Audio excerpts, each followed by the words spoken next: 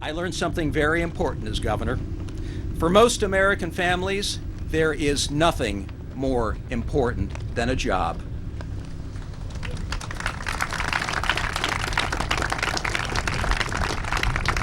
Internationally, we will lead the world in a way that speaks to preeminence. And let us not forget that we are a nation at war. This came home to me as I spoke to the VFW convention recently in the state of New Hampshire. There joined by my good friend Paul Chevalier, a former Marine. And there we looked at America's greatest generation, all of whom were there in their outfits and the ribbons that they had earned during a time of conflict. I saw in their eyes stories about which you could make great movies. I saw America's greatest generation. They lived through the Depression, they lived through World War II and beyond, and they delivered to this country in ways that protected and preserved our liberty and freedom. And I'm here to tell you, we have another of America's greatest generations coming up, and they are ready to rebuild America just like earlier generations.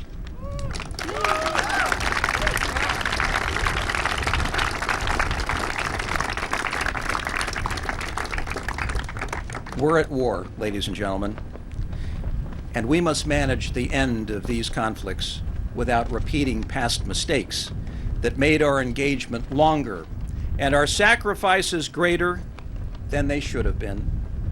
It's not that we wish to disengage from the world, don't get me wrong, but rather that we believe the best long-term national security strategy is rebuilding our core here at home.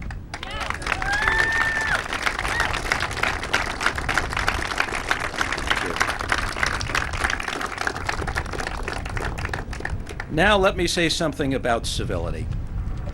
For the sake of the younger generation, it concerns me that civility, humanity, and respect are sometimes lost in our interactions as Americans.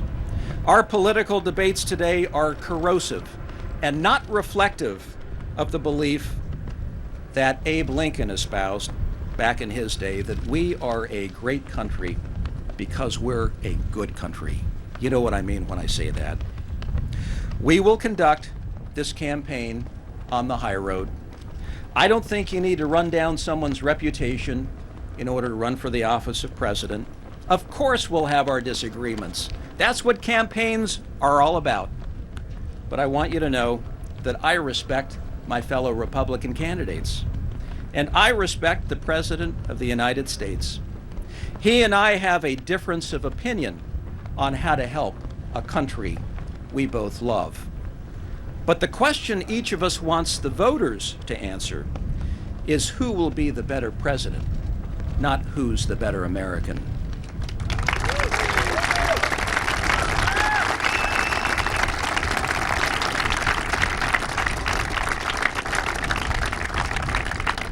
Now, behind me is our most famous symbol of the promise of America. President Reagan launched the 1980 general election campaign from this very spot. It was a time of trouble, worry, and difficulty, and he assured us that we could make America great again, and through his leadership, he did. Today, I stand in his shadow, as well as the shadow of this magnificent monument to our liberty.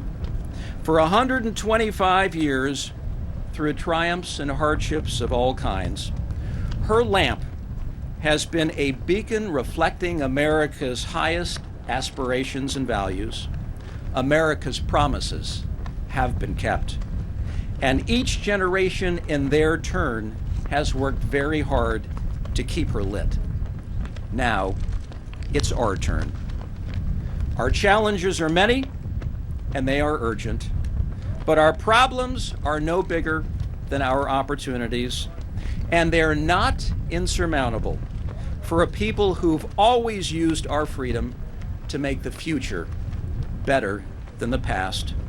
We are a resourceful, ingenious, determined, problem-solving people. We don't settle for less than our character and talents will achieve. We choose our destiny as a nation. We always have, and we always will. This is that moment. We're not just choosing new leaders. We're choosing whether we're to be yesterday's story or tomorrow's. Everything is at stake. This is the hour when we choose our future. I'm Jon Huntsman, and I'm running for President of the United States. Thank you all.